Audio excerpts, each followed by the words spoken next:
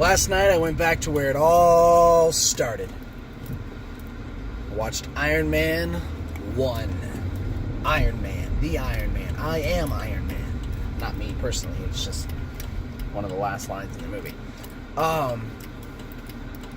It was good viewing. I felt the need to watch it because I hadn't in probably 6 or 7 years. And a lot has happened in that cinematic universe, obviously leading up to Infinity War, which this may or may not be the first in a series of videos leading through to the end of summer, or the end of the school year into the summer. I know I'll be a little bit behind the times, but then I can also avoid spoiler issues, because most people that will have wanted to see it will have seen it by that time. So, let's talk about Iron Man. I'll try to be as brief as I can. Basically, I rewatched the movie going back to 2008, May of 2008, I think almost exactly 10 years ago, this week-ish, that the movie came out.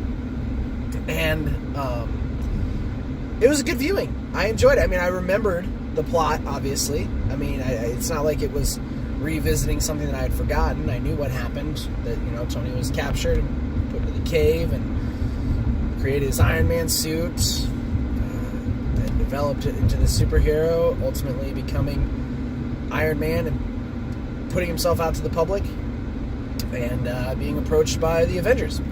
But there were just these little nuances that were nice to revisit. The idea that the whole cave sequence of him being saved and building the suit and deceiving the terrorists, I guess I'll call them terrorists, I don't know if that's culturally sensitive, the bad guys, we'll call them the bad guys, with the help of his friend,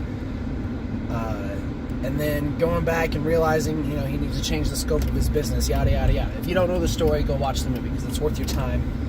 But the one thing that gets me is at the very end of the movie, the big culminating fight scene between Iron Man and his former, just kind of basically godfather, for lack of a better term, Obadiah, who just gets this idea that he wants to make his own suit and weaponize it and use it to wreak havoc on the world, to become one of the most powerful people that there can be.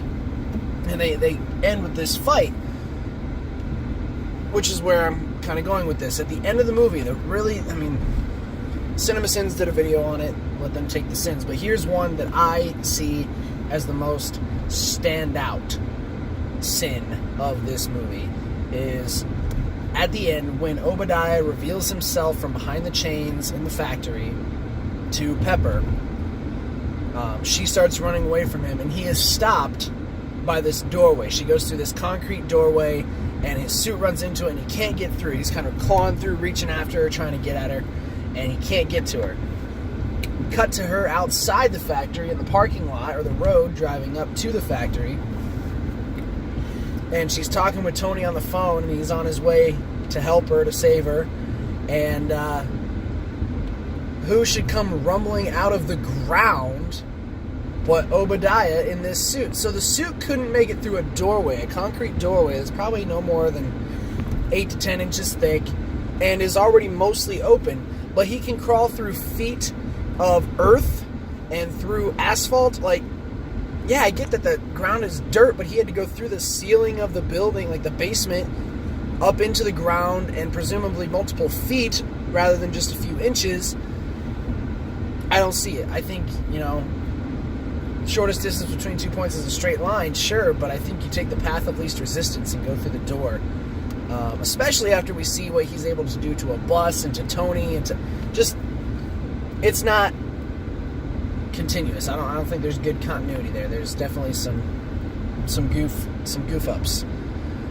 Secondly, I think this is technically the Hulkbuster Mark 1. Really. I mean, especially after what we see in Infinity War, with the way the Hulkbuster suit is put to use, and in Avengers, I think it's Age of Ultron, isn't it? Where the Hulkbuster comes and fights against the Hulk. I don't remember that movie that much. I'll have to rewatch that one and do another video on it. But the fact that Obadiah is able to sit within the suit and not actually wear it, it's not actual size, it's enormous, and it, for lack of a better term, looks like the Hulkbuster. I mean, it's bigger, it's got more girth to it. I think that's 2008 Hulkbuster Mark 1, and then we don't see it again until like 2013, 2014. I don't even know when Avengers 2 came out. 2016? I don't know.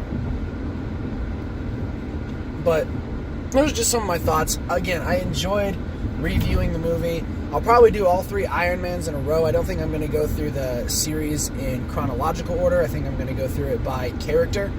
And so I'll start with Iron Man. Maybe we'll do Iron Man 2 tonight, and I'll talk more about it tomorrow. But I think that's where we're going to head next for the next probably several videos, to talk about this cinematic universe of Marvel and what they've done. Now, I have read a few comics. I am by no means caught up on the comics. My knowledge of this universe is what I'm referring to as the cinematic universe. What has been released in the last 10 years in moviedom, not comicdom. So, if somebody beyond just my wife and a few other subscribers happens to see this, don't come down on me. Just going based on the movies, what I know about the characters, and where I think they've come from and are headed, based on what we can take from real world, because they do live in the real world, as it were. It's not some made-up metropolis or Gotham City or something. And in the comic book world, the comic, superhero universe. So that's where we're headed. Sorry for a little bit longer video, but I do like this series. I've grown up with it. This all kicked off when I was graduating high school, or in the middle of high school, really, and now I get to see it all come together as an adult. So pretty cool stuff, and I will talk to you tomorrow.